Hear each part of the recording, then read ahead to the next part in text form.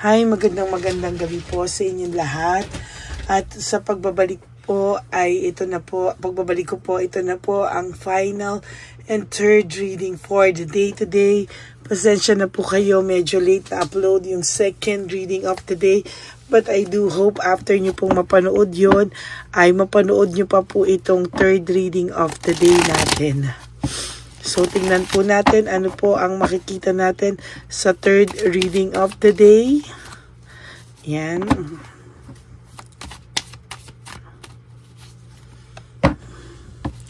Pili po tayo ng 10.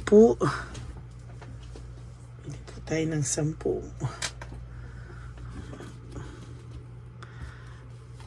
1, 2, 3, 4, 5, 6, 7, 8, 9, and 10.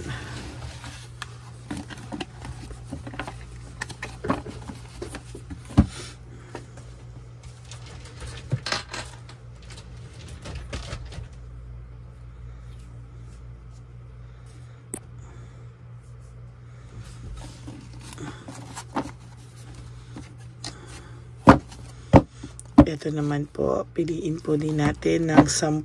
Pilihan natin ng 10 po. Nag-spray po ako ng Deep Plum spray. Yan, para bumuti-buti po ang kati ng lalamunan ay mawala. Napakarami po talagang may sakit ngayon. Kaya mag-ingat po kayo. One. Dahil sa opisina po namin, ganun din po, no? Sobra po ang dami ng may sakit. Hawa-hawa rin po. Kaya mag-iingat po kayong lahat.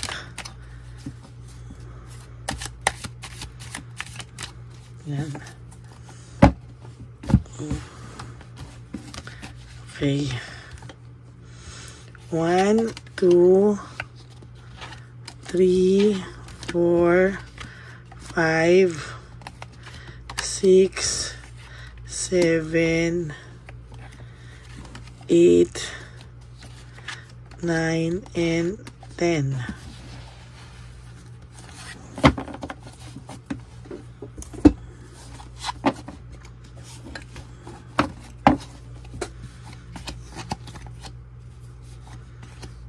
Yan. Huwag niyo po itong i-skip.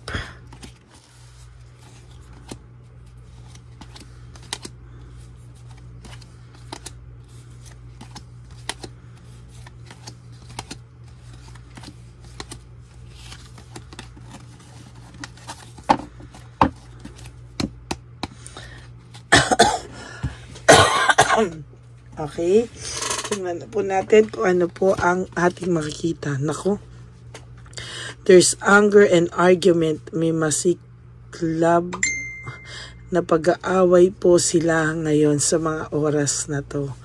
Or pwede din pong may hindi sila pagkakaintindihan sa mga oras na to habang kayo po ay binabasahan ko, no?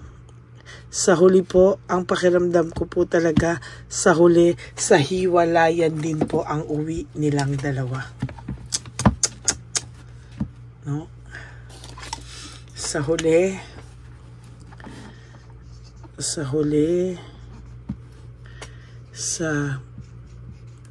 hiwalayan din ang uwi nila.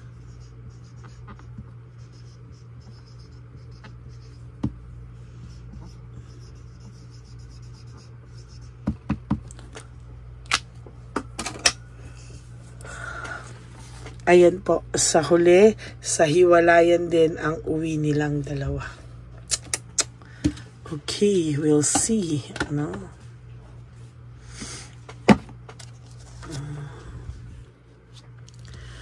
Nai-stress and burnout po sila sa isa't isa.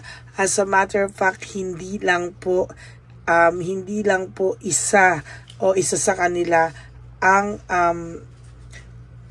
ang na-stress kung hindi po dalawa sila. You know?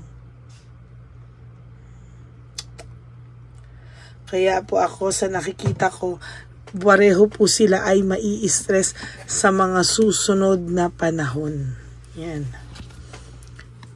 Na-stress na po sila ngayon at sa mga darating pang panahon, magkaka-stressan po sila because they are both greedy and possessive, no? Sinasakal din po nila ang isa't isa. Yan. Why? Dahil wala po silang ginagawa ngayon na hindi po nila naaalala yung ginawa nila. As a matter of fact, ang pakiramdam po ng babae o ni Chabilitang Palaka o ng lalaki kasi pareho po sila na dahil sa ganyan po sila simula, no, na may niloko silang tao, alam din po nilang pareho na kaya din po nilang gawin yon sa isa't isa. So sila po ay nagkakadudahan din po sa isa't isa. Moving on, leaving behind, sa nakikita ko po talaga ay akala po ng person mo ay makakapag-move on na siya sa buhay niya, pero hindi pa rin po. Ayan, hindi pa rin po. There's power, greed, and domination. Ano? Sa totoo lang po, sa nakikita ko po ngayon ay malaki po ang magiging pagbabago po, no, ng mga susunod na panahon. Yung dati pong powerful siya sa iyo, mawawala na po ng saysay ang lahat dahil matututo ka na pong mahalin ulit ang sarili mo. O yan o. Matututo ka na po ulit mahalin ang sarili mo. Matututo ka na po ulit matututo ka na po sa sarili mo na umasa at hindi na po sa kanya. As a matter of fact, wala na pong magagawa ang mga patakot-takot at pagtetret niya po sa iyo. Kasi bakit po? Ayan o.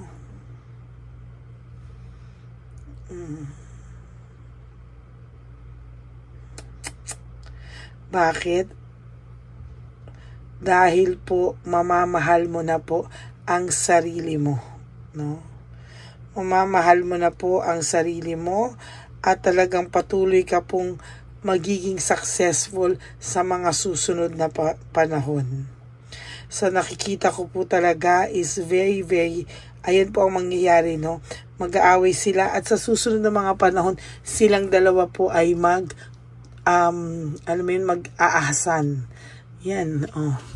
Sa ngayon po, pag anuhin mo teka, sayang po ito.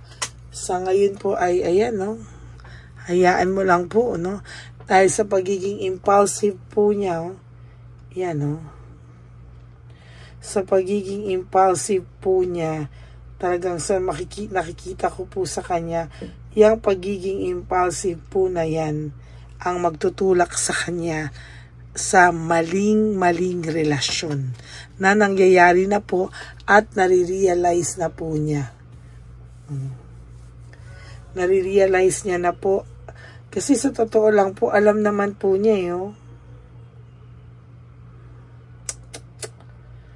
Ayan, So nakikita ko po talaga sa kanya, nako, sinasabi ko po sa iyo, mahihirapan po siya.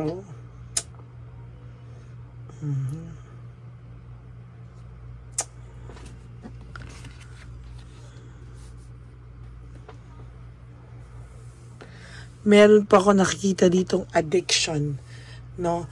Naging parang na-addict lang po siya sa sarap ng pakiramdam daw po, no?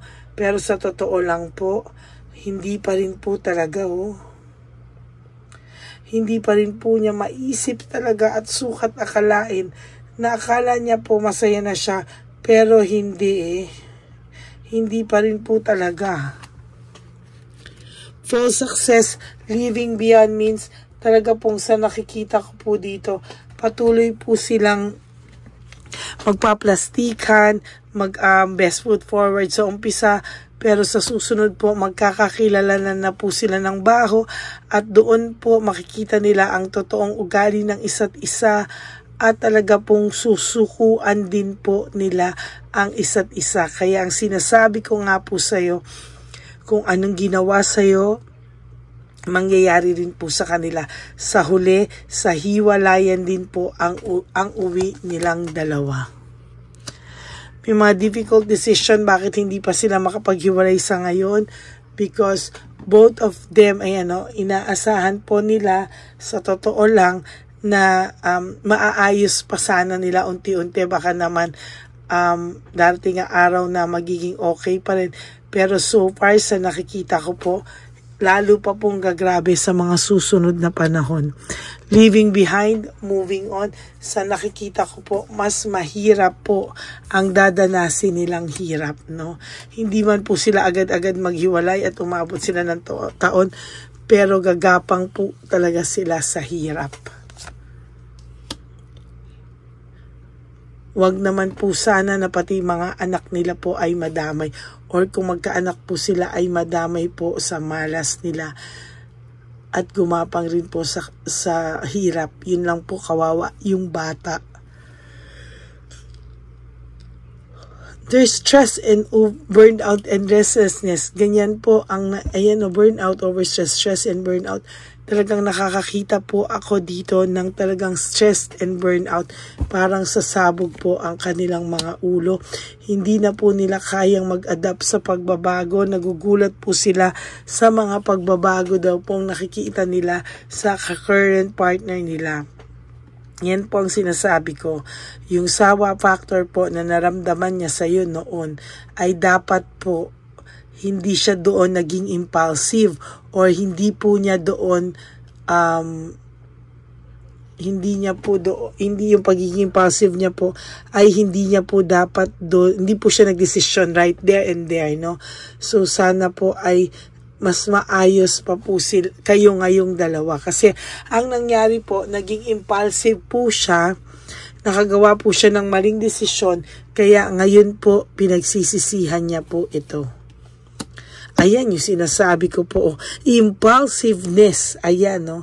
Yung impulsiveness na yan, nakagawa po siya ng aksyon na nakadepende po sa current feelings niya ng mga sandaling iyon, na nagdulot ng maling desisyon po sa kanya. Maling-mali po talaga yung desisyon. Na dapat sana ay maayos ang buhay niyong dalawa, satisfied kayo, maganda na yung buhay niyo, luxurious at may emotional stability. Yan po ang nakikita ko, no? Pero ngayon po, napunta siya sa isang sitwasyon na panay away dito, away doon, sumbatan dito, sumbatan doon, sabay post po na masaya sila. There's conflict sa rivalry mo and competition mo po. There's emptiness and emotional loss. So sa nakikita ko po talaga dito, I can feel and I can see that there is this emptiness na ngayon pa lang po nagsisink in sa kanya. And ngayon pa lang po niya nararamdaman yung emotional loss. There's bad luck and no control. Sa totoo lang po, ilang beses ko na po ito nabunot, maybe 2 or 3 ngayong araw na to. Wala po silang magagawa at patuloy po ang kanilang magiging kahirapan or ang kamalasan nila sa buhay. No? There is this stress, restoration. Marami po sa inyo ang gustong pumunta sa malayo, ang lumayo para lang po huminga. Ganyan po talaga sila ngayon, kabisit na bisit sa current partner nila. Kaya sabi ko po sa inyo, mag-antay ka lang po, sa huli, sa hiwalayan din ang uwi nilang dalawa. So that's it for your third and final reading today. For those of you who would like to know if this is for you, you can book a personal reading po, no? I-message nyo lang po ako sa Lady Lee Elena. Nasa dulo po yan ng ating video. Sorry po. Diyan nyo lang po ako mako-contact. That's my only official and legit FB account. So maraming salamat po sa inyong lahat. To all of you, my Lady Elena friends, family, and subscribers, I love you all from the bottom of my heart. Huwag po kayong malulungkot. Lagi ko pong bilin sa inyo na life is too short. Don't make it shorter by stressing yourself from all the pains and heartaches na idinulot sa inyo na kahapon. Just surrender everything to the divine universe and just let go and let God write your life and love story. I will be back tomorrow po, and it's Friday, no, for another powerful reading tomorrow morning po. Ang ipapakiusap ko lang po sa inyo, sana no skipping of ads, panoorin nyo po from start to finish.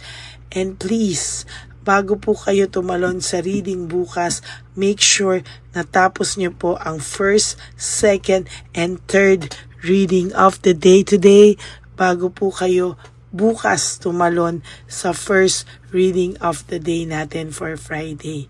Okay? Maraming salamat po sa inyo. God bless you all, and I love you all from the bottom of my heart. Maraming salamat po. God bless you all. And matulog po kayo na malulahati at may peace of mind. God bless you. I love you all. Bye.